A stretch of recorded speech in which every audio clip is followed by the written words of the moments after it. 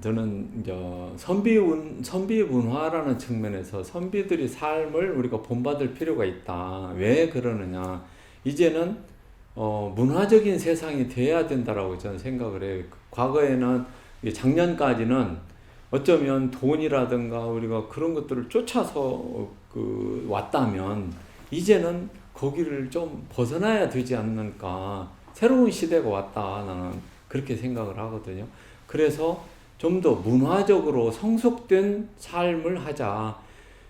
과거에는 왜 그 돈이 그렇게 우선이 돼야 되냐. 내가 노력을 해서 막 해야 돈이 벌리기 때문에 그랬어요. 그런데 지금 이제 엄청난 시대가 왔어요. 왜 왔냐. AI가 돈을 벌어주는 시대가 됐잖아요. 사람이 결정하는 것이 아니고, 이게 AI가 결정을 못하는 것이 아니고, 옛날에는 우리가 엔터키를 컴퓨터를 눌러줘야 결정을 했는데, 지금은 스스로 지가 알아서 엔터키를 누르는 컴퓨터 시대가 왔다는 거죠. 그러면 사람은 그 다음에 뭐예요? 사람이 뭐예요? 직업을 잃어버린다라고 생각할 수 있잖아요.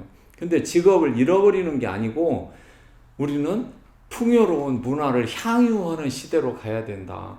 돈을 벌기 위해서 행복을 저당 잡히고 고통스럽게 돈을 버는 시대가 아니라 이제는 AI가 벌어준 돈을 멋지게 쓰는 향유 시대, 문화를 즐기는 시대가 돼야 되고 마음을 치유하는 시대가 돼야 된다라고 생각하는 차원에서 올해부터는 그렇게 좀 문화적으로 성숙한 이런 세상이 됐으면 좋겠습니다. 근데 사람들은 그 문화라고 하면 뭐 특별한 사람들만 하는 거라고 생각을 해요. 저는 그렇게 생각지 않아요. 우리는 삶 자체가 문화다. 다만 그것을 내가 욕망으로 쫓아가느냐, 응? 그렇지 않으면 그걸 욕망의 바다에 배를 띄우고 내가 관조하면서 가느냐, 그 차이밖에 없는 거지. 그것을 욕망 속에 빠져서 내가 돈을 벌기 위해서 아둥바둥 한다면 그것은 어쩌면 노예라고 할 수 있죠. 돈의 노예가 되는 거죠. 우리가 선비하면 지금도 굉장히 딱딱하고 뭐 고지식하고, 예? 이게 그 세상 물정 모르고 이런 식으로 표현이 돼 있어요. 그걸 왜 그러냐? 나는 그게 일제 잔재라고 생각을 해요. 아직도 우리는 선비를 그렇게 해요. 왜? 일본 사람들은 우리를 그렇게 해야만, 예, 우리나라의 정신적 지주, 행동의 표본, 이런 사람들이 그렇게 아둔하게 살았다라는 것을 돼야만 자기들이 우월하니까 그렇게 만들었다는 거죠. 근데 적어도 제가 볼 때는, 또 앞으로 우리가 볼 때는 그렇게 보면 안 된다는 거죠.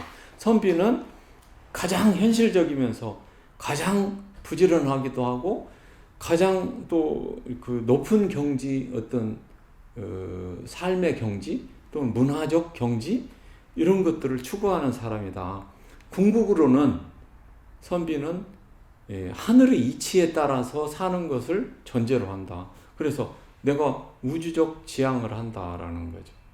그래서 그런 우주와 내가 합일하려는 노력을 해가는 사람, 또 내 마음의 영역을 무한대로 넓혀서 모든 걸 다 받아들이고 융화하고 회통, 내가 알고 서로 통하는 걸 회통이라고 해요. 회통하는 사람, 회통하는 삶을 추구했던 사람이다. 나는 그렇게 생각을 해요. 선비는 우리 정신세계, 홍익정신, 전손사상, 이런 것들을 가장 잘 구현하는 사람이 선비다. 우리는 그 선비들의 삶의 기저에 흐르는 문화가 있다. 그 문화를 우리는 돈을 쫓지 말고 그 사람이 살던 아주 편하게 사는 이런 것들을 좀 추구하자. 그렇게 말하면, 야, 그게 뭐 가난하게 나물 먹고 물 마시고 사는 것, 그렇게 살으라는 말이냐? 꼭 그렇게 살으라는 말은 아니다라는 거죠. 이 시대에 왜 그렇게 살 필요가 있어요? 없잖아요. 열심히 부지런히 속이지 않고 남 가슴 아프게 하지 않고 남을 위해서 내가 노력하고 봉사하고 했는데 저절로 나에게 돈이 들어오더라. 이게 홍익정신이라고 했잖아요. 그 홍익정신으로 돈을 버는 선비, 그렇게 해서 돈도 잘 벌고 살아야죠. 그렇게 멋지게 사는 선비들의 마음을 좀 배우자. 새해에는 그렇게 가자라는 거죠. 올해 이민년 새로운 새해부터는 더더군다나 이제 홍익 세상이 열렸다. 나는 한국이 이미 선진국이 되는 오늘 눈 떠보니 선진국이었다 하는 순간부터 우리는 홍익 세상이 펼쳐지고 있다. 아둥바둥하지 않아도 된다. 저절로 기본 소득이 올 시대가 왔고 그렇게 될 것이다. 그걸 전제로 우리는 좀 마음의 여유를 갖자. 그러면 문화가 보일 것이다. 그때 당시에 아이들의 성향을 보면, 아이들이나 부모들 성향을 보면 문화는 전혀 문화적으로 향유 이런 것들 떠나서 너무나도 인성 문제가 크게 대두가 되더라. 문제가 돼서 제가 인성 교육이 필요하겠다. 또 그러면 그 인성 교육을 가장 잘 하려면 무엇이 될까? 무엇 갖고 할까? 문화로 해야 되겠다. 그것도 선비 문화로 해야 되겠다. 왜 선비 문화냐? 다른 인성 교육은 종교적인 데서 할 수도 있고, 이게 다 불교나 다 원불교나 아니면 기독교나 천주교나 다 그렇게 하잖아요. 거기 나름대로 하잖아요. 근데 그건 어느 종교적인 거다. 종교적인 걸 떠나서 할 수 있는 것이 뭐냐? 선비 문화다. 근데 그때 당시로서는 저도 모험이었죠. 그 선비 문화 하면 아까 말했던 거 선비에 대한 부정적인 생각, 창고에다 그걸 만들어야 됐다라고 할 때 가족, 친구 하나도 찬성하는 사람이 없어요. 선비 문화 그걸 딱딱하고 그런 것들을 그걸 가지고 어떻게 그 산골에서 누가 그걸 오겠냐 해야 되는 시대가 됐고 그것이 나는 어쩌면 시대의 흐름을 타고 이것도 사업으로도 가능성이 있다라고 생각을 한 거죠. 그래서 사업 가능성보다는 오히려 그 해야 된다는 그 신념 하나로 그냥 시작했어요. 그래서 근데 다행히 시대하고 맞아 떨어져서 인성교육 차원에서 많이 이렇게 찾아오고 밑바닥에 깔아왔다 한 게 선비 문화가 이런 거다라고 하고 어떤 노하우를 갖췄다 한다면 지금부터는 도약의 시점이 되지 않을까. 선비 문화를 세상으로 세계로 퍼뜨려야 될 시기가 됐다라고 저는 생각을 해요. 나는 오로지 인간이다. 우리는 모두 다 인간이다라고 인간을 관점에서 본다. 선비는 과거에도 그랬고 현재에도 그렇고 인간만 있을 뿐이지 남녀는 없다라는 생각이에요. 인간이 매일 반복할 수밖에 없는 것들이 있어요. 그게 뭐겠어요? 신발 어디 들어가려면 신발 바르게 벗어야 되겠죠?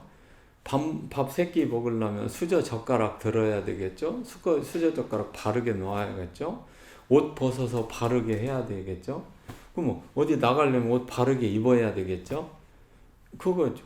그것이 나는 문화다라고 생각합니다. 삶의 가장 기본적인 문화다.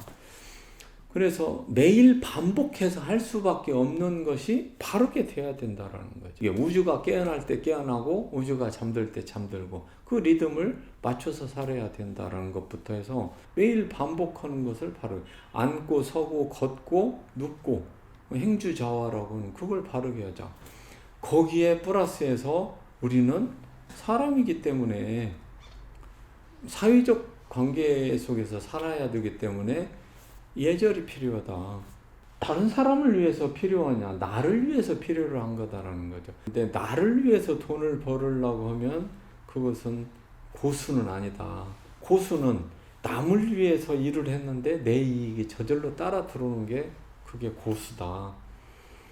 선비는 나보다 못한 사람하고 경쟁해서는 안 된다라는 거죠. 백성을 잘 살게 하고 나 아닌 다른 사람이 잘 살게 해주는 것이 선비지 내가 그걸 차지하고 내가 직접 하고 하는 건 선비 아니다라고 나는 정의를 해요.